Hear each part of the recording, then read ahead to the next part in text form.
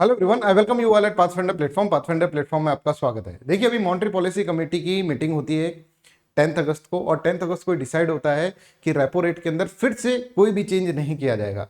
Last 3 meeting से ये decide हो रहा है कि रेपो रेट जो है 6.5% तक ही है। तो इसके क्या मायने, क्या एक्चुअली आरबीआई के दिमाग में, आरबीआई और मॉनेटरी पॉलिसी कमेटी के अंदर जो भी मेंबर्स बैठते हैं उनके दिमाग में क्या चलता है, क्यों वो रेपो रेट को इंक्रीज नहीं कर रहे हैं, ठीक है, या फिर डिक्रीज नहीं कर रहे हैं, इन सभी चीजों के बारे में हम आज के इस वीडियो के अंदर समझेंगे। राइट, तो देखिए क्या न्यूज है। Reserve bank of India Thursday left repo rate unchanged at 6.5%। 6.5% तक ही रखी है। पिछले 3 बार से ऐसा ही हो रहा है for the third time in a row amid concerns over rise in inflation. अरे भाई, इन्फ्लेशन से कैसे रिलेट करते हैं रेपो रेट को, आज के इस वीडियो के अंदर पूरा अंडरस्टैंड अपन इसके अंदर करेंगे। तो इन्फ्लेशन मेन रीजन हो गया, ठीक है, इन्फ्लेशन मेन रीजन हो गया। तो इन्फ्लेशन को क्यों एक मेन रीजन माना जाता है और रेपो रेट का मतलब क्या होता है, ये सारी की सारी चीजें हम इसके अंदर समझते हैं। पर देखिए यहाँ पर अप्रैल 22 के रेपो रेट वॉज 4%, ठीक है। आप देखेंगे मई 22 के अंदर रेपो रेट को थोड़ा बढ़ाया, फिर बढ़ाते गए, है ना, यहाँ पर घटाया ही नहीं है, फिर बढ़ाते गए बढ़ाते गए बढ़ाते गए।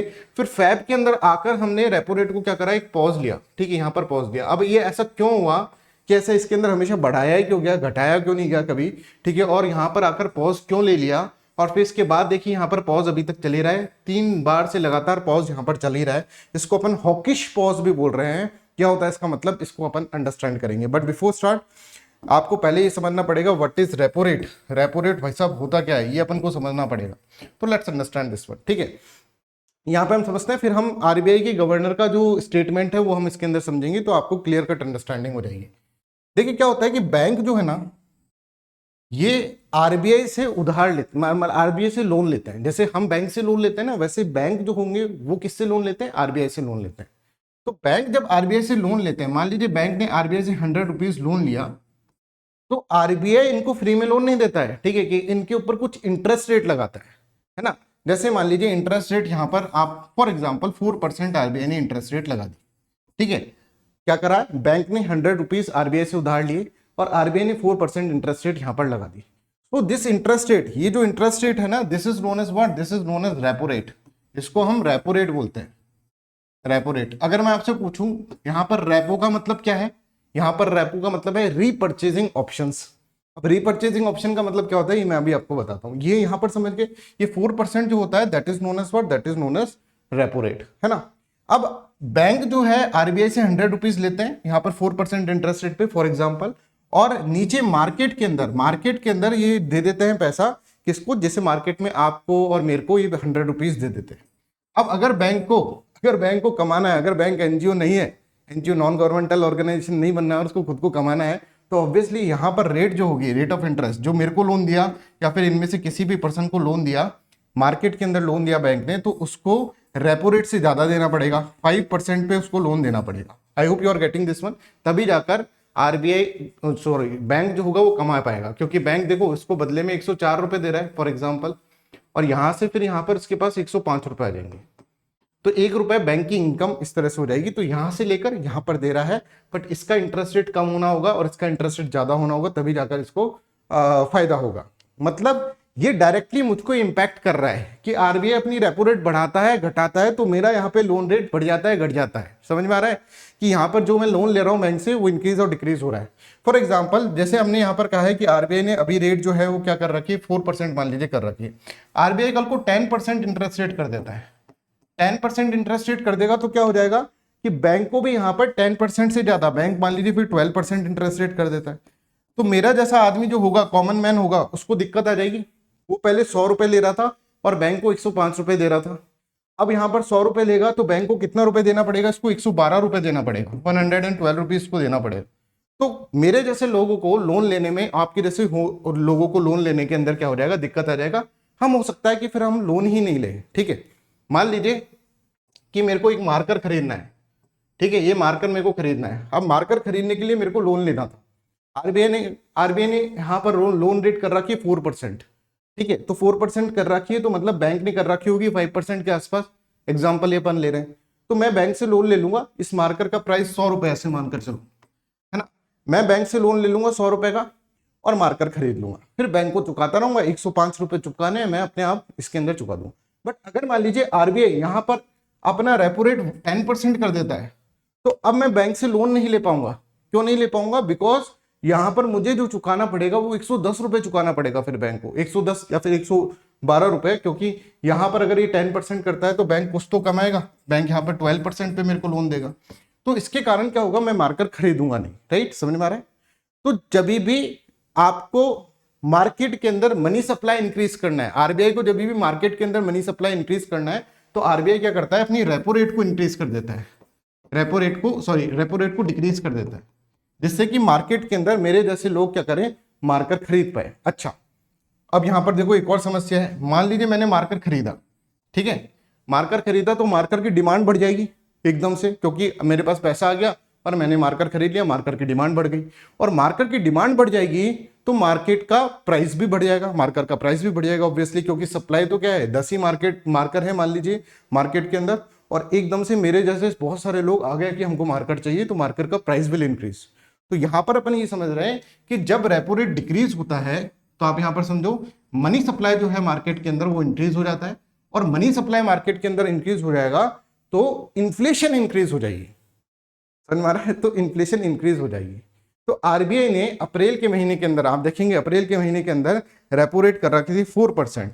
तो मेरे जैसे लोग जो है वो मार्कर बहुत सारे खरीदने के लिए चले गए, मार्कर का प्राइस बढ़ गया, मतलब कमोडिटीज का प्राइस इंक्रीज हो गया। फिर आरबीआई ने सोचा यार इन्फ्लेशन कम करनी है, तो मैं क्या करता हूँ, मई के अंदर इसने थोड़ा रेपो रेट बढ़ा दिया। अब रेपो रेट बढ़ाया तो हमारी अब बस की नहीं रही, ठीक है, हमारी अब एक तरह से क्या कहेंगे, हम यहाँ पर क्या कर रहे हैं कि हम मार्कर को नहीं खरीद पा रहे हैं, बिकॉज हमको अब ज्यादा इंटरेस्ट देना पड़ रहा है बैंक्स को, बिकॉज जैसा जैसा आरबीआई रेपो रेट इंक्रीज करेगा वैसे वैसे आप देखेंगे बैंक अपना इंटरेस्ट रेट जो होगा वो इंक्रीज करेगा। और इसके कारण जब भी इन्फ्लेशन ज्यादा होता है ना, इन्फ्लेशन ज्यादा होता है तो आरबीआई क्या करता है, आरबीआई अपना रेपो रेट को इंक्रीज करता रहता है, जिससे कि लोन जो होते हैं वो महंगे हो जाते हैं, लोन जो है वो महंगे हो रहे हैं। समझ में आ रहा है? तो इसका डायरेक्ट इफेक्ट जो पड़ता है वो बैंक रेट के ऊपर पड़ता है, मतलब लोन रेट के ऊपर पड़ता है, जिससे लोन महंगे हो जाते हैं। राइट, तो यहां पर आप देखिए कि आप ये समझ गए होंगे कि रेपो रेट का मतलब क्या होता है। अब एक पॉइंट और मैं इसके अंदर क्लियर कर देता हूं आपको, फिर आगे चलकर अपन समझेंगे और चीजें कि किस तरह से ट्रेंड रहा है इन्फ्लेशन का, और इन्फ्लेशन के ट्रेंड के हिसाब से ही रेपो रेट का ट्रेंड रहा है, वो मैं आपको आगे चलकर बताता हूं। देखो, आरबीआई जब यहां पर 100 रुपीज दिया ना बैंक को, तो बैंक को मान लीजिए 4% पे दिया, तो बैंक पे इसको भरोसा नहीं है आरबीआई को। आरबीआई सोचता है कि बैंक पता नहीं पैसा लौटाए ना लौटाए, तो आरबीआई इसका एक तरह से गिरवी रख लेता है, कुछ कोलेट्रल, गिरवी रखना मतलब कोलेट्रल रख लेता है। और कोलेट्रल क्या रखता है, बैंक से गवर्नमेंट सिक्योरिटीज को कोलेट्रल की तरह रख लेता है, और गवर्नमेंट सिक्योरिटीज को कोलेट्रल की तरह रख लेता है, और फिर उस गवर्नमेंट सिक्योरिटी को डिस्काउंट करके वापस बैंक को दे देता है, जितना पैसा काटना उतना काट लेता है और डिस्काउंट करके वापस बैंक को दे देता है। समझ में आ रहा है? तो गवर्नमेंट सिक्योरिटी लेता है, उसके बदले में कोलेट्रल एक तरह से गिरवी की तरह, और फिर उस सिक्योरिटीज को डिस्काउंट करके, उसके अंदर उस सिक्योरिटीज को कम करके वापस बैंक को दे देता है। तो रेपो का मतलब जो है, ये मैं तुमको एक अलग चीज समझा रहा हूं, इसके अंदर रेपो का मतलब है रीपर्चेजिंग ऑप्शन, मतलब कि बैंक जो है इस शर्त पे ये सिक्योरिटीज आरबीआई को दे रहा है कि वापस से वो उसको परचेज कर लेगा, डिस्काउंटेड सिक्योरिटीज को परचेज कर लेगा, इसलिए इसको रेपो बोलते हैं। खैर, आपको ये तो पता ही चल गया कि इंटरेस्ट रेट होता है जिसके ऊपर बैंक क्या कर रहा है, बैंक एक तरह से आरबीआई क्या कर रहा है, आरबीआई एक तरह से लोन दे रहा है बैंक्स को। ये देखिए, it is the rate at which bank borrow funds from the RBI, it is a repurchase agreement in which bank lend their government securities, जैसे मैंने आपको बताया, with assurance to buy them back, ठीक है, after a short period of time के बाद ये इसको क्या कर लेंगे, ये इसको बाय कर लेंगे। Right, I hope this is clear to everyone. Bank, जितने बैंक के पास गवर्नमेंट सिक्योरिटी होती है उतनी रेपो रेट के अंदर आरबीआई से ये पैसा ले सकते हैं। ये तो हो गया रेपो रेट के बारे में, जो भी मेरे को आपको बताना था वो मैंने आपको इसके अंदर बता दिया, ठीक है। अब इन्फ्लेशन से इसको रिलेट कर दिया। अभी तक हम जो समझे वो ये समझाएं कि रेपो रेट अगर इंक्रीज होगी तो मनी सप्लाई जो होगी मार्केट के अंदर वो डिक्रीज होगी, क्योंकि मेरा जैसा आदमी जो होगा वो लोन नहीं ले पाएगा, क्योंकि लोन महंगे हो जाएंगे, ठीक है। मनी सप्लाई डिक्रीज हो जाएगी, और इससे क्या हो जाएगा, इससे आप देखेंगे तो inflation will decrease, inflation decrease हो जाएगी।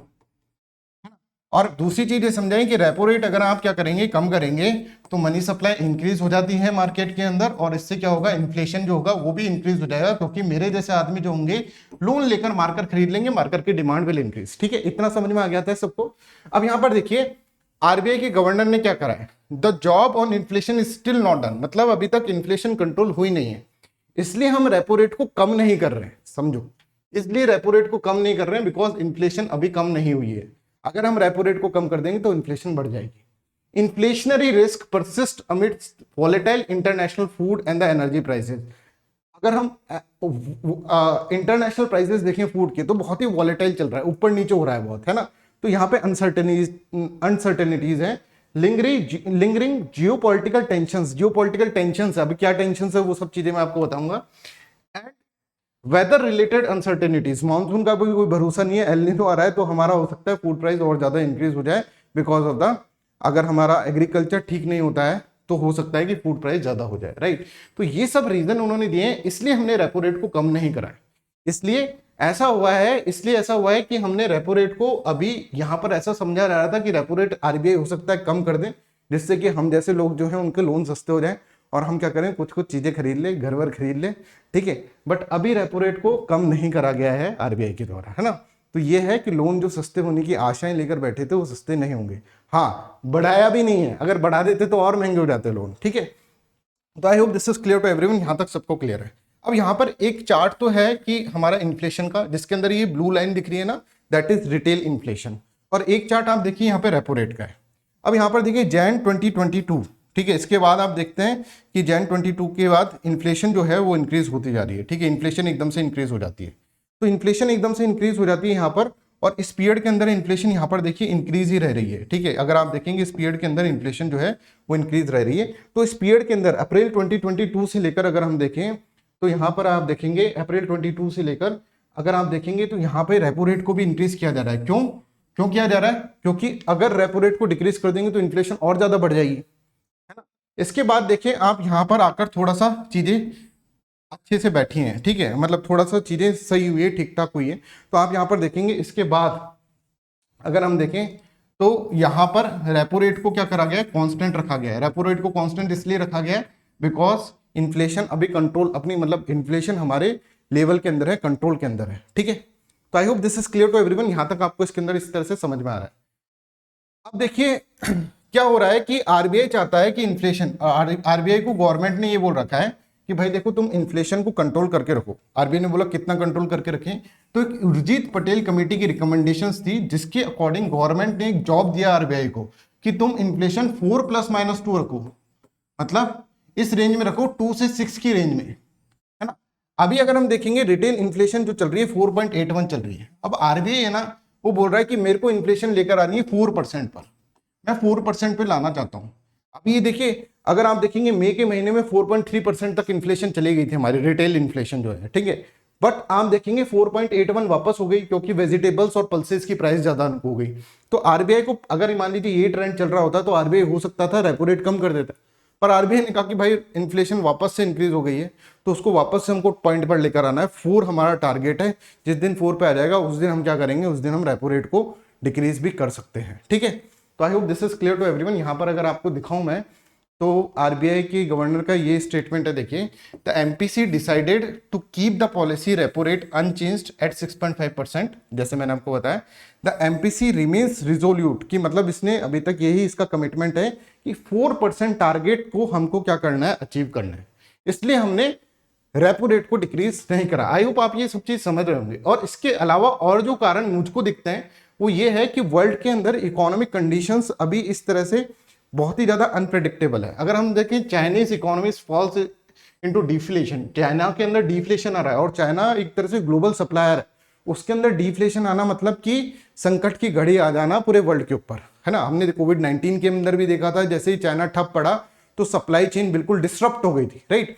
इसी तरह से आप यहाँ पर देख सकते हैं अगर चाइना के अंदर डिफ्लेशन की कंडीशन रही तो फिर आगे जाकर आने वाले टाइम पर बहुत समस्या आ सकती है वर्ल्ड के अंदर, because China is a global supplier of many products, ठीक है। इसके अलावा आप देखते हैं, आपने ये भी सुना होगा भी कि यूएसए की जो रेटिंग है ना वो डिक्रीज हो गई है, ठीक है। फिच ने क्या करा है, डिक्रीज कर दी उसकी रेटिंग, पहले इसकी AAA थी, अब AAA से कम करके इसको A+ पे लेकर आ गए। तो इसके कारण क्या है, इसके कारण भी इंपैक्ट बढ़ेगा इकोनॉमी के ऊपर। और ये तो एक परसेप्शन गया ही है मार्केट के अंदर कि अमेरिका की अगर मैक्रो इकोनॉमिक कंडीशन जो है वो भी ठीक नहीं है, ठीक है। और ये सब चीजें इसने फैक्ट के साथ फिच ने इसके अंदर बताया, ठीक है। इसके अलावा हम देखेंगे तो एक जियोपॉलिटिकल टेंशन तो चल ही रही है। जियोपॉलिटिकल टेंशन में सबसे बड़ी टेंशन तो भैया रशिया यूक्रेन वॉर चल रहा है। रशिया यूक्रेन वॉर तो एक टेंशन है ही। इसके अलावा क्या है, इसके अलावा ये भी देखो कि चिप वॉर चल रहा है किसके अंदर, यूएसए और चाइना के बीच में। तो अभी चिप वॉर किस एक्सटेंट तक जाकर रहेगा। जैसे यूनाइटेड स्टेट्स ऑफ अमेरिका ने चाइना की जो कंपनीज थी उनको चिप की जो चीजें हैं, चिप मेकिंग इक्विपमेंट्स जो है चाइना को देने से मना कर दिया था। ये अक्टूबर की न्यूज थी। उसको रिटेलिएट करते हुए क्या हुआ कि इसको रिटेलिएट करते हुए चाइना ने अभी कुछ नीशे मटेरियल्स होते हैं, ठीक है, जिससे सेमीकंडक्टर बनता है, ठीक है, जर्मेनियम और गैलियम, उसको देने से मना कर दिया किसको, यूनाइटेड स्टेट्स ऑफ अमेरिका को। और इस तरह से आप देखेंगे तो चिप वॉर यहाँ पर चले जा रहा है और एक फ्लैश पॉइंट चल रहा है किसके बीच में, यूएस और चाइना के बीच में, चिप्स को रिलेटेड, ठीक है। और ये जो है, यही जो है चिप जो है एक तरह से नया ऑयल है इकोनॉमी का। अगर ये किसके पास होंगी, है ना, सेमीकंडक्टर्स इसके पास होंगे और ये टेक्नोलॉजी होगी, वो ग्रो करेगा। बट ये आपस के अंदर इस तरह से लड़ रहे हैं तो इसका वर्ल्ड के ऊपर भी इफेक्ट पड़ेगा। तो मतलब इन सब चीजों को सोचकर फिर आरबीआई ने ये डिसाइड करा होगा कि यार देखो अभी रेपो रेट के अंदर हमको कुछ क्या करना चाहिए, कुछ इसके अंदर चेंजेस नहीं करने चाहिए। जितना है 6.5% हम डिक्रीज तो बिल्कुल नहीं कर सकते, और इंक्रीज भी नहीं कर सकते, बिकॉज अगर इंक्रीज करेंगे तो फिर उससे डेवलपमेंट इफेक्ट होगा, right. I hope this is clear to everyone. So that's all for today's video. मैं आपको बताना चाहता हूं कि पाथफाइंडर आपके लिए एक उड़ान बैच लेकर आया है वीडियो खत्म करने से पहले, जिसके अंदर ये सारे फीचर्स आपको मिलेंगे। एक और बहुत इंपॉर्टेंट अभी हमने यहाँ पर ऑफर दिया है, वो भी मैं आपको बताऊंगा लास्ट के अंदर। इसमें 8,420 रुपीज़ के अंदर आपको ये सारे फीचर्स मिलेंगे, ठीक है। लाइव डीबी कोड आपको इसके अंदर यूज करना है। इसी के साथ साथ अगर आप ऑप्शनल सब्सक्रिप्शन ले सकते हैं, लेना चाहते हैं तो ऑप्शनल भी सब्सक्रिप्शन ले सकते हैं। इनका कॉम्बो सब्सक्रिप्शन जो होगा आपको 14,315 रुपीज़ के अंदर मिलेगा। इसी के साथ साथ ऑप्शनल अलग से लेना चाहते हैं तो 8,420 रुपीज़ के अंदर अलग से ऑप्शन ले सकते हैं। एनसीईआरटी का बैच भी चल रहा है, 6 से लेकर 12th क्लास के एनसीईआरटी का बैच भी चल रहा है, और एक combo subscription is also going on, ठीक है। इनका प्राइस बहुत ही, अगर आप देखेंगे, अफोर्डेबल प्राइस है। यहाँ पर आपको लाइव डीबी कोड से यहाँ पे सब्सक्रिप्शन लेना है। एक सबसे इंपॉर्टेंट जो इसका फीचर अभी हमने करा है, पाथफाइंडर पास। एक ऐसा पास है, अगर आपने ये खरीद लिया तो 24 मंथ तक सारे कोर्सेज जो पाथफाइंडर पे चल रहे हैं ना, वो सारे कोर्सेज आपको यहाँ पर मिल जाएंगे, ठीक है। और 2 साल तक ये आपके पास रहेंगे। तो यहाँ पर भी आपको जो कोड यूज करना है वो लाइव डीबी कोड यूज करना है, और ये सब चीजें आपको इसके अंदर मिल जाएंगी। तो जो भी ऑप्शनल सब्जेक्ट है आपका, मेंस का प्रिपरेशन, प्रीलिम्स, जो भी कोर्सेज पाथफाइंडर के ऊपर होते हैं, सारे कोर्सेज एनसीईआरटी से लेकर सब कोर्सेज आपको यहाँ पर मिल जाएंगे। तो जो भी प्रिपरेशन कर रहे हैं लॉन्ग टर्म्स के बेसिस पे, ठीक है, वे पाथफाइंडर का पास ले लेंगे तो उसके लिए सारे बेनिफिशियल रहेगा, और 2 साल तक हम सब एजुकेटर्स आपके साथ रहेंगे। तो that's all for today's class. Thank you so much. Bye bye, take care and have a nice